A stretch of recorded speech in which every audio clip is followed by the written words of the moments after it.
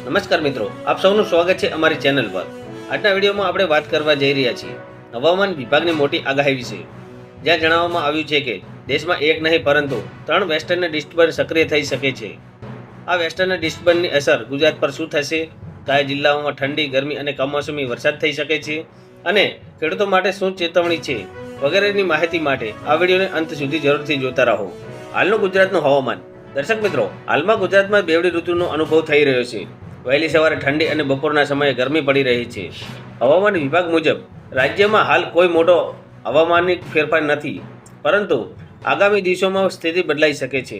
લઘુત્તમ તાપમાન 14 થી 15 ડિગ્રી થઈ શકે છે અને મહત્તમ તાપમાન 30 થી 32 ડિગ્રી જેટલું પહોંચી શકે છે.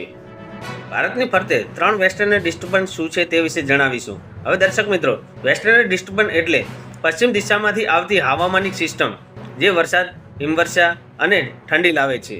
હવામાન વિભાગે જણાવ્યું છે કે આગામી એક અઠવાડિયામાં 3 વેસ્ટર્ન ડિસ્ટર્બન્સ સક્રિય થઈ શકે છે. તેની મુખ્ય અસર પડશે જમ્મુ કાશ્મીર, હિમાચલ પ્રદેશ અને ઉત્તરાખંડ, જ્યાં ભારે હિમવર્ષા અને બરફવર્ષા પણ થઈ શકે છે. હવે દર્શક મિત્રો, વેસ્ટર્ન ડિસ્ટર્બન્સની ગુજરાત પર કેવી અસર થશે તે વિશે જણાવીશું. જોકે હાલ હવામાન વિભાગ કહે છે કે ગુજરાતમાં તાત્કાલિક કોઈ મોટો ફેરફાર નહીં થાય, પરંતુ આ વેસ્ટર્ન ડિસ્ટર્બન્સની પરોક્ષ અસર જોવા મળી શકે છે.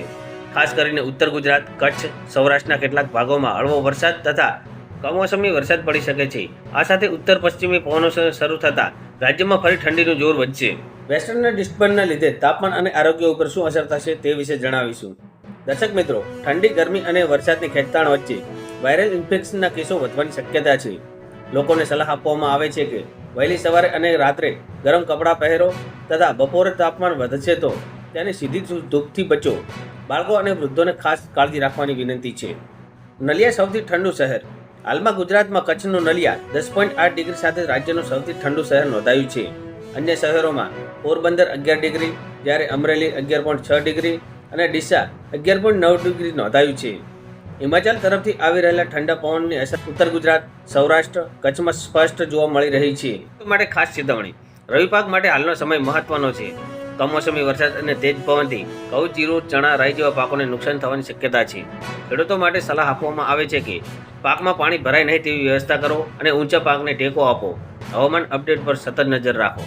આગળનું હવામાન. હવામાન વિભાગ મુજબ જો વેસ્ટર્ન ડિસ્ટર્બન્સની તીવ્રતા વધશે તો ગુજરાતમાં ઠંડી પણ વધશે અને કેટલાક વિસ્તારોમાં હળવો વરસાદ પણ શક્ય છે, પરંતુ હાલ કોઈ રેડ એલર્ટ નથી.